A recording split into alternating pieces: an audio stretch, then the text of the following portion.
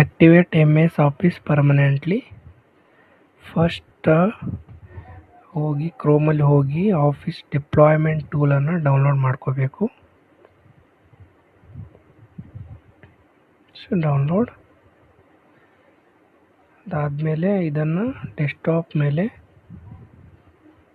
Move ಮಾಡ್ಕೋಬೇಕು. ಒಂದು ಹೊಸ ಫೋಲ್ಡರ್ ಆಫೀಸ್ ಅಂತ ಕ್ರಿಯೇಟ್ ಮಾಡಿಕೊಂಡು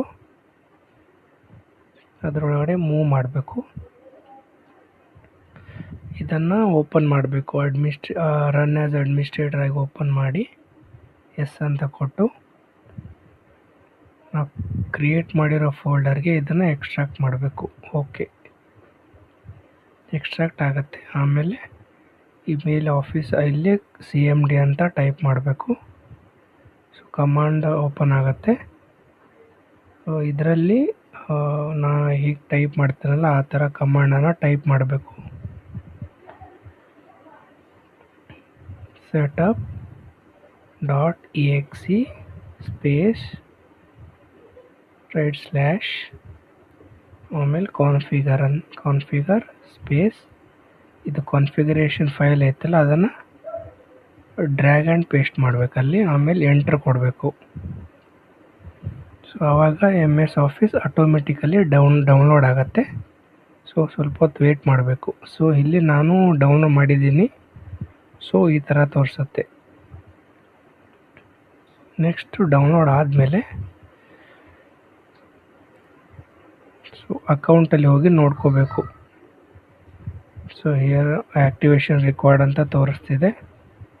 ಸೊ ಇದನ್ನು ಆ್ಯಕ್ಟಿವ್ ಮಾಡಬೇಕಾದ್ರೆ ಫಸ್ಟ್ ನಾವು ಸರ್ಚ್ ಬಟನಲ್ಲಿ ಹೋಗಿ ಪವರ್ ಶೆಲ್ಲನ್ನು ಓಪನ್ ಮಾಡಬೇಕು. ರನ್ ಆ್ಯಸ್ ಅಡ್ಮಿನಿಸ್ಟ್ರೇಟರ್ ಆಗಿ ಓಪನ್ ಮಾಡಬೇಕು.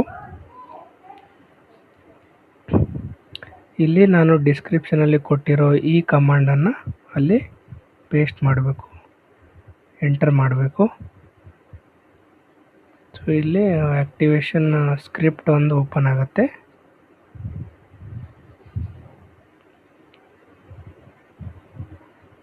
ಸೊ ಇದರಲ್ಲಿ ಸೆಕೆಂಡ್ ಆಪ್ಷನ್ ಆಫೀಸ್ ಅಂತ ಇದೆ. ಸೊ ಇಲ್ಲಿ 2 ಅಂತ ಟೈಪ್ ಮಾಡಬೇಕು. ಸೊ ಇಲ್ಲಿ ಇನ್ಸ್ಟಾಲ್ ಆಫೀಸ್ 1 ಅಂತ ಟೈಪ್ ಮಾಡಬೇಕು. ಸೊ ಆ್ಯಕ್ಟಿವೇಷನ್ ಸ್ಟಾರ್ಟ್ ಆಗುತ್ತೆ. ನೆಟ್ ಕನೆಕ್ಷನ್ ಇರಬೇಕಿಲ್ಲಿ. ಆ್ಯಕ್ಟಿವೇಷನ್ ಸ್ಟಾರ್ಟ್ ಆಗುತ್ತೆ.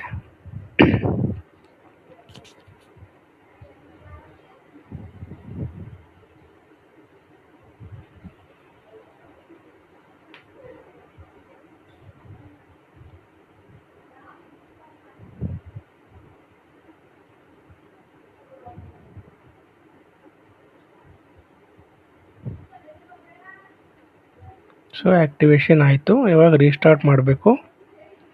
ರೀಸ್ಟಾರ್ಟ್ ಆದಮೇಲೆ ಮತ್ತೊಮ್ಮೆ ನೋಡ್ಕೋಬೇಕು ಅಕೌಂಟಿಗೆ ಹೋಗಿ. ಸೊ ಅಲ್ಲಿ ಆ್ಯಕ್ಟಿವೇಷನ್ ಆಗಿರುತ್ತೆ. ಸೊ ನೋಡಿರಿ ಇಲ್ಲಿ